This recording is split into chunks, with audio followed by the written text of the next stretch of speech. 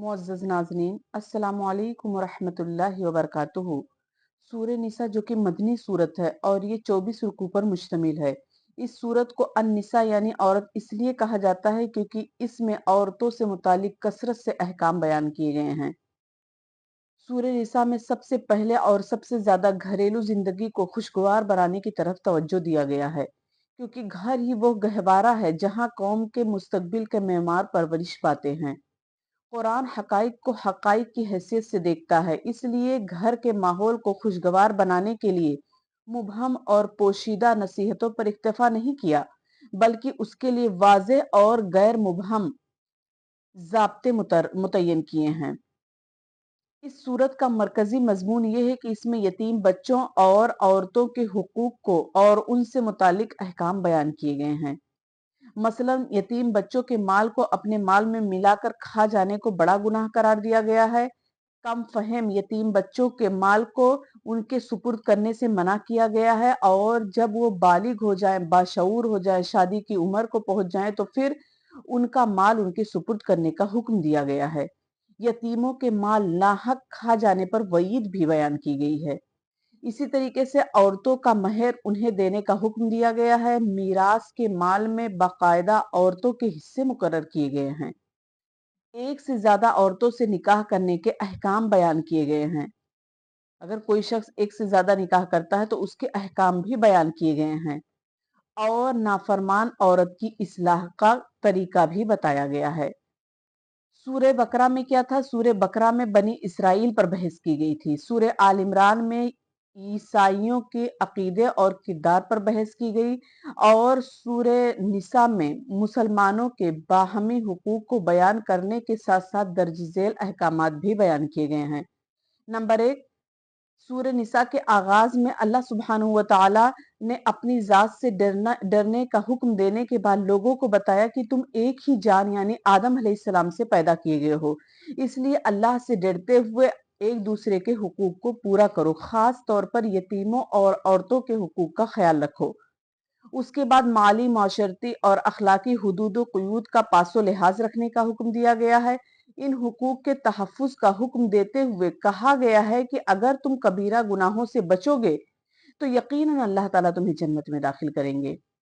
Number दो, किरदार की पाकीज़गी के साथ साथ जिस्मानी पाकीज़गी, जिस्मानी तहारत के लिए गुस्ल, वज़ू और तयम्मुम का तरीका भी बताया गया है, और शिर्क जो कि गुनाह कबीरा है उससे बाज रहने की तलकीन की गई है। नंबर तीन, अहले किताब को बार बार मुतनब्बे किया गया है, बार बार उनको तंबीह दी गई है, वार्निंग दी गई है कि अगर तुम अपनी हरकतों से बाज नहीं आओगे तो फिर तुम्हारे चेहरों को मस्ख कर दिया जाएगा, बिगाड़ दिया जाएगा। इसी तरीके से नंबर चार, मुसलमानों को हर हाल में अपना बचाव करने के लिए जिहाद फी सबीलिल्लाह की फर्जियत, माजूरीन को रुखसत और मुसलमानों को मौत से बेखौफ करने का तस्वूर दिया गया है। इसी तरीके से किताबुल्लाह के नाजिल करने की गर्ज़ो गायत, किताबुल्लाह के नाजिल करने का मकसद ये बताया गया है कि मुसलमानों के तमाम फैसले उसी के मुताबिक हों, यानी कुरान के मुताबिक मुसलमानों के तमाम फैसले हों। नंबर पाँच, मुनाफिकीन के आदात और किरदार को बयान करते हुए बताया गया है कि वो जहन्नम के सबसे निचले हिस्से में होंगे, जहाँ की फिरौन होगा। अल्लाह ताला फरमाते हैं कि इन्नल मुनाफिकीन फी दर्किल अस्फली मिनन नार, कि मुनाफिकीन जहन्नम के सबसे निचले हिस्से, सबसे निचले तबके में होंगे। और अहले किताब को शिर्क और उसमें गुलू करने से रोका गया है, और हजरत ईसा अलैहिस्सलाम को हजरत मरियम अलैहिस्सलाम का, फकत हजरत मरियम अलैहिस्सलाम का बेटा और अल्लाह का रसूल और कलमा बताया गया है। सूरह निसा के का आगाज अखलाकी हुदूद के बयान पर हुआ है, और उसके इख्तिताम में माली हुकूक के तहफ़्फ़ुज़ की ज़मानत दी गई है। सूरह निसा की एक आयत के मुतालिक हजरत अब्दुल्ला इब्न मसूद रजी अल्लाह अन्हु इरशाद फरमाते हैं कि मुझसे नबी करीम सल्लल्लाहु अलैहि वसल्लम ने इरशाद फरमाया कि मुझे कुरान पढ़कर सुनाओ। तो मैंने अर्ज किया, या रसूल अल्लाह, मैं आपको पढ़कर सुनाऊं, हालांकि ये तो आप पर नाजिल किया गया है। तो आपने फरमाया हाँ, यानी पढ़कर सुनाओ।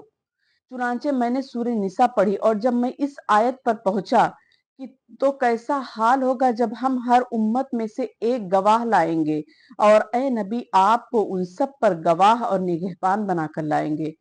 तो आप सल्लल्लाहु अलैहि वसल्लम ने इरशाद फरमाया, बस करो, तुम्हारे लिए यही काफी है। मैं नबी करीम सल्लल्लाहु अलैहि वसल्लम की तरफ मुतवज्जे हुआ तो देखा कि आप सल्लल्लाहु अलैहि वसल्लम की मुबारक आंखों से आंसू बह रहे थे। यानी हमारे नबी जो है तमाम उम्मत पर गवाह बनकर आएंगे। इसी तरीके से अब्दुल्ला इब्ने अब्बास रजी अल्लाह अन्हुमा फरमाते हैं कि जिसने सूरह निसा पढ़ी तो उसको मालूम हो जाएगा कि कौन मीरास से महरूम होता है और कौन मीरास से महरूम नहीं होता है। और इसी तरीके से हजरत उमर फारूक रजी अल्लाह अन्हु बयान करते हैं कि जिसने सूरह बकरा, सूरह आल इमरान और सूरह निसा पढ़ी तो वो अल्लाह ताला के यहाँ हिकमत वाले लोगों में लिखा जाएगा। यानी सूरह निसा में विरासत से मुताल्लिक अहकामात को अल्लाह सुब्हानहू व तआला ने बहुत ही वाज़े अंदाज में बयान किया है कि किसको कितना माल मिलेगा, किसको कितना विरासत में हिस्सा मिलेगा। गोया कि ये सूरत जो है ये विरासत से मुतालिक बहुत ही उम्दा सूरत है। इसमें एक-एक चीज़ के विरासत में एक-एक शख्स के हिस्से के बारे में बताया गया है। बिल्कुल वाज़ेह अंदाज में अल्लाह सुब्हानहू व तआला ने बता दिया, कहीं मुबहम नहीं है।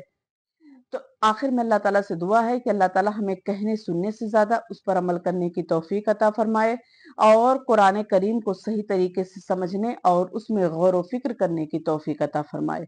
आमीन। वाखिर दावाना अनिल हम्दुलिल्लाहि रब्बिल आलमीन। अस्सलामु अलैकुम व रहमतुल्लाहि व बरकातुहू।